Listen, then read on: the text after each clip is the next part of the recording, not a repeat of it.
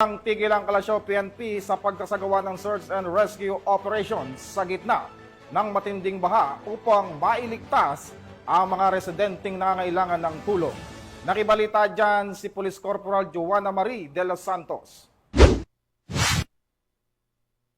Patuloy ang isinasagawang search and rescue operations ng mga tauhan ng Kalasyaw Municipal Police Station sa mga lubog sa bahang barangay sa kanilang bayan bunsod ng walang tigil na pag-ulan dulot ng bagyong Krising at Habagat. Sa ulat ng lokal na pamahalaan, ilang kabahayan ang nalubog sa tubig baha dahilan upang maraming residente ang kinakailangang ilikas sa mas mataas at ligtas na lugar.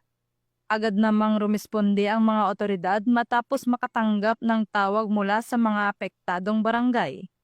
Ayon kay Police Lieutenant Colonel Ferdinand S. Lopez, Chief of Police, nasa 300 residente na ang kanilang mga nailikas sa mga evacuation centers, kabilang ang mga bata at matatanda.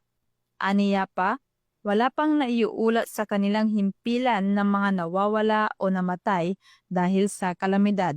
Sa kasalukuyan, nasa state of calamity na ang naturang bayan at 21 sa 24 na barangay ng Kalasyaw ang apektado sa malawakang pagbaha.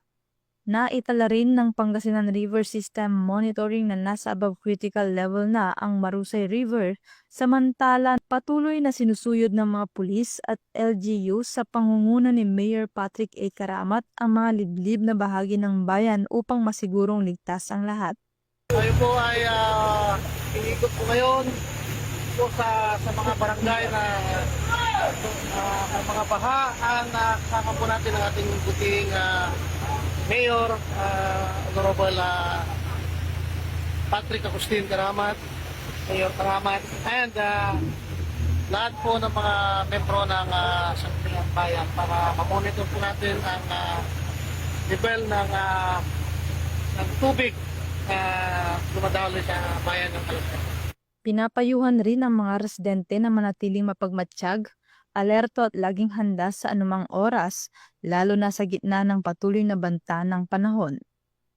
Mula dito sa Ilocos Region, ako ang inyong PNN Correspondent, Police Corporal Joanna Marie de los Santos, alagad ng batas, tagataguyod ng Balitang Pulis.